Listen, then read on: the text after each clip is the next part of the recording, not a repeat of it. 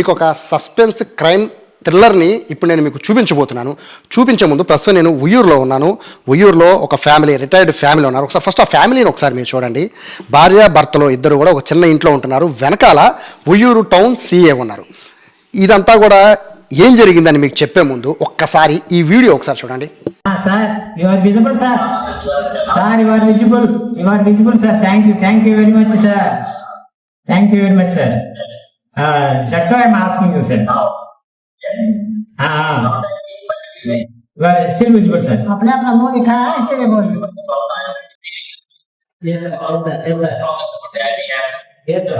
Please wait. Don't you have shy to do such things? Elderly people, don't you have shy? Bastard, what are you doing? Where are you from? Come visible to me. Mr. Sivasankar, now you break the national secret. Now, What are you talking? What are you doing? Don't you have shy? remember, we will catch you. We will put you behind the bus. చూశారు కదా, ఆ వీడియోలో ఉన్నది as it ఈస్గా ఇక్కడ ఉన్న వాళ్ళే. So ఈ రిటైర్డ్ ఎంప్లాయీస్ అండ్ సిఐ గారు కూడా ఉన్నవాళ్ళే. అసలు ఏం జరిగింది అనేది మీకు ఆల్మోస్ట్ అర్థమైపోతుంది కదా. ఈ మధ్యకాలంలో సైబర్ క్రైమ్స్ ఎంత దారుణంగా వాళ్ళు ప్రవర్తిస్తున్నారంటే భయభ్రాంతులకు గురి చేసేస్తున్నారు. డబ్బులు గుంజుకోవడానికి ఎన్ని ప్రయత్నాలన్నా చేస్తున్నారు. ఆ ప్రయత్నాన్ని తిప్పికొట్టారు ఉయ్యూరు టౌన్ సిఐ రామారావు గారు. సో రామారావు గారి దగ్గరికి వెళ్ళే ముందు ఒకసారి ఎంప్లాయీస్, రిటైర్డ్ ఎంప్లాయీస్ ఉన్నారు. సార్ శివశంకర్ గారు, సార్ యాక్చువల్గా ఏం జరిగింది? మిమ్మల్ని సైబర్ అటాక్ మీ మీద జరగడానికి ప్రధాన కారణం ఏంటి? ఫస్ట్ సార్ ఒక ఆడియో కాల్ వచ్చింది సార్. ఆడియో కాల్ వచ్చి నేను ట్రాయ్ డిపార్ట్మెంట్ నుంచి నా ఐడి సోన్సో, నా పేరు సోన్సో, మీరు 7th January 2026 ముంబైలో ఎయిర్టెల్ షాప్లో ఒక సిమ్ తీసుకున్నారు, ఆ ఫోన్ నెంబర్ ఇది, మీరు తీసుకున్నారా అని అడిగాడు సార్. నేను తీసుకోలేదు, అసలు ముంబై రాలేదన్నా. మీరు ముంబై రాలేదా అన్నాడు. రాలేదన్నా సార్. అసలు ముంబై మీకు తెలీదా అన్నాడు. 1980లో వచ్చానండి నేను, తర్వాత రాలేదన్నా. ఓ మీరు సూపర్ సీనియర్ సిటిజన్ కాబట్టి మిమ్మల్ని ఆన్లైన్లోనే చేసుకోవచ్చు, మాట్లాడుకోవచ్చు, మీరు రాలేరు ఇక్కడికి, లేకపోతే మీరు ముంబై క్రైమ్ బ్రాంచ్కి రిపోర్ట్ చేయాల్సి ఉంటుంది ఇమ్మీడియట్గా అనేసి, సరే ఒక పని చేద్దాము, మీరు మీ పేరుతో ఉన్నది అది, మీరు కొనలేదంటున్నారు, మీ పేరుతో ఒక ఆధార్ కార్డులు ఇవన్నీ ఉన్నాయి, సో మీకు ఇప్పుడు సిబిఐ ఆఫీసర్కి కనెక్ట్ చేస్తున్నాను, వారికి చెప్పుకోండి అని చెప్పని అన్నాడు. ఆయన వచ్చారండి, ఇంకో ఆయన ఆఫ్లైన్లో వచ్చారు. ఇట్లాగే వీడియో కాల్ పెడుతున్నానండి, రికార్డ్ అవుతూ ఉంటుంది, అది మీరేం భయపడకుండా చెప్పండి అన్నాడు. మీ వెనకాల మేము ఉన్నాము, సైబర్ అటాక్లు తర్వాత మనీ లాండరింగ్ చాలా జరుగుతున్నాయి, దాన్ని మిమ్మల్ని ప్రొటెక్ట్ చేయడం కోసమే మేము మిమ్మల్ని ఆన్లైన్లో తీసుకుని మాట్లాడుతున్నామండి, మీరేం వర్రీ అవ్వద్దు, మీకు అందరికీ మేము వెనకాల ఉన్నాం, సిబిఐ ఆఫీసర్ మాట్లాడినాడు. ఆయన అన్నాడు చెప్పండి అన్నారు. మీ పేరు చెప్పండి అని చెప్పిన తర్వాత, మీరు ఫోన్ కొన్నారా అని అడిగాడు. లేదన్నాను. మీరు ముంబై రాలేదన్నా. మీరు ఎక్కడ ఉంటారన్నారు. ఆంధ్రాలో ఎక్కడ ఉంటాను. ఓ అంత నుంచి రాలేరు, మీరు just like my father and mother, మేము చాలా చిన్నవాళ్ళు, మీరు చాలా పెద్దవాళ్ళు కాబట్టి మిమ్మల్ని ఆన్లైన్లోనే చేసుకుంటాము, రికార్డ్ చేసుకుంటాము, మీరు చక్కగా మాతో సహకరిస్తే మీకేం ఇబ్బంది ఉండదండి. ఇంతకీ వ్యవహారం ఏంటంటే, నరేష్ గోయల్ అని ఆయన అని చెప్పడం ఫస్ట్. నరేష్ గోయల్ అని ఆయన 538 కోట్లతో మనీ లాండరింగ్ చేశాడు. చేసిన తర్వాత అందులో ఆయన 3rd డిగ్రీ ఉపయోగించి ఆయన్ని మనం ప్రశ్నించాం. మేము చేసేప్పటికీ 247 డెబిట్ కార్డులు బయటపడ్డాయి అని ఫోటో పెట్టాడండి. ఆయన చూసారు ఎప్పుడు అన్నారు. చూడలేదన్నా. ఫోటో పెడుతున్నా చూడండి అన్నాడు. పెట్టాడు. తర్వాత మీరు మీ కార్డు ఉందండి ఇక్కడ, డెబిట్ కార్డు హైలైట్ అది ఒక్కటి చేస్తున్నాను చూడండి అన్నాడు.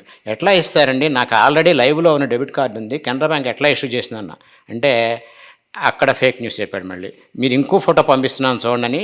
He's the senior most official of the Canara Bank. He's also involved in this case. వాళ్ళే కాదండి, మా సిబిఐలో కూడా ఉన్నారండి, వాళ్ళే రిలీజ్ చేస్తున్నారు. అందుకే మేము కాన్ఫిడెన్షియల్గా మిమ్మల్ని మేము చూడకూడదు, మీరు నన్ను చూడకూడదు కాబట్టి నేను రావట్లేదు, మీది రికార్డ్ అవుతుంది, మీరు చక్కగా మాతో కోఆపరేట్ చేయండి, మీకు ఏం జరగకుండా మేము చూస్తాం అన్నాడు. ఓకేనండి అన్న. తర్వాత అయిపోయిన తర్వాత మీకు 20 లక్షలు క్యాష్ డిపాజిట్ చేశాడు మీ కెనరా బ్యాంక్లో, 5 లక్షలు మీకు క్యాష్ ఇచ్చామంటున్నారు వాళ్ళు అట్లా చెప్పారు అన్నాడు. నేను తీసుకోలేదండి అన్న. ఆర్ యూ షూర్ అన్నాడు. Please verify our bank record sir through officials అన్న.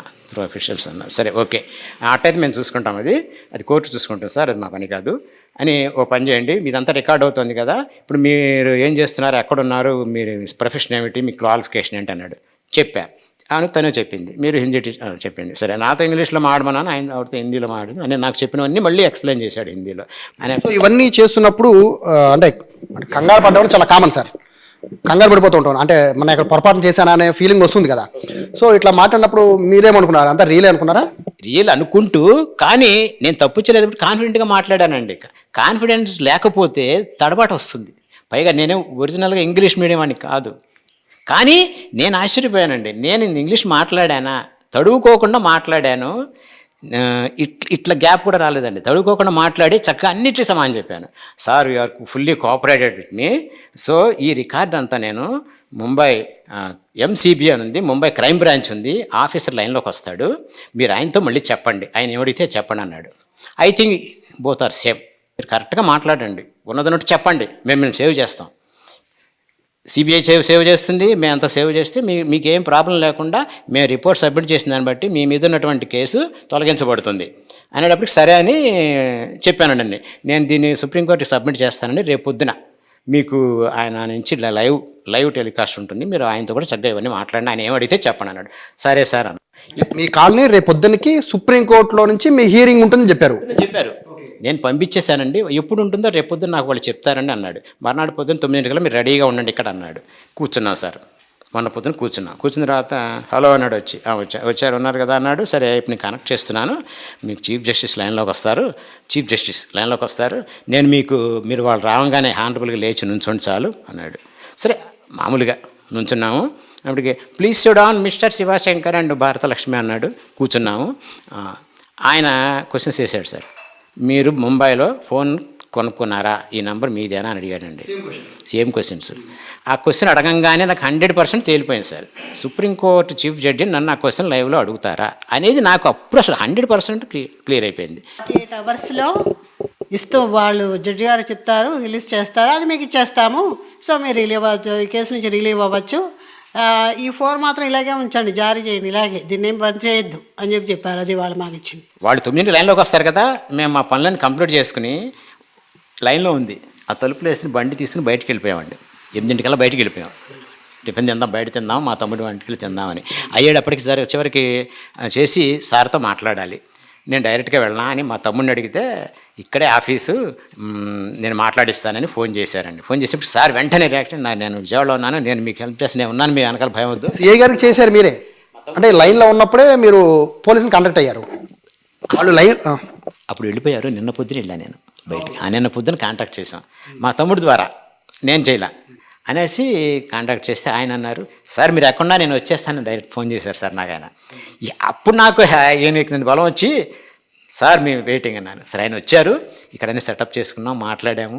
ఈ తర్వాత మీకు తెలిసిందే నాకు ఆయన సిఐ రామారావు గారు వాళ్ళ డిపార్ట్మెంట్ అంతా I will grateful them, I will thankful them. తర్వాత నేను సెటప్ చేసిన తర్వాత 9 నేను అన్నాను, ఏంటి లేట్ అయిన 3 అవర్స్ నుంచి వెయిట్ చేస్తున్నాం మేము, ఎందుకని మీరు లైన్లో లేరు అన్నాడు. సార్ నాకు చిన్న మోషన్స్ వస్తే సెలైన్ పెట్టుకుని ఇప్పుడే వచ్చానండి, 11:30 అయిపోయింది, ఇప్పుడే వచ్చాను బయటికి, ఇప్పుడే వచ్చాను హాస్పిటల్ డైరెక్ట్గా వచ్చాను. Oh take milk and coffee or that water అన్నాడు. I will call after 10 minutes or 20 minutes, take your own time అన్నాడు. అనేప్పటికి నో సార్ ప్లీజ్ నేను వాటర్ తాగానన్నా. ఇవన్నీ సెటప్ రెడీగా ఉన్నాయి కదా, మళ్ళీ మనం లేట్ చేయకూడదు అనేప్పటికీ సరే ఓకే, ఇప్పుడు మీకు ఒక సార్ సుప్రీం కోర్టు జడ్జి గారు పంపించినటువంటి ఇది పంపిస్తున్నాను, ఒక ఆర్డర్ చూడండి అన్నాడు. ఫస్ట్ పేజ్ పంపించాడు sir. Supreme court of India seal, government seal, దాని మీద షీట్ మీద పైన జస్టిస్ ఏదో గవాయ్ అని ఉంటుంది కదా సార్, ఆయన పేరు Gavai, typed matter, computer typed matter, కింద సీలు, ఆయన సంతకం, కింద చీఫ్ జస్టిస్ ఆఫ్ ఇండియా, ఇవన్నీ ఉన్నాయి సార్. పెట్టాను, చదవండి మీరు పైకి అన్నాడు. పైకి చదివాను సార్. వితిన్ 7 days ఈ కింద ఫాలో అయ్యి వీటి ప్రకారం మీరు ఫాలో అవ్వండి, అప్పుడు మేము ఫైనల్ డెసిషన్ తీసుకుంటాం.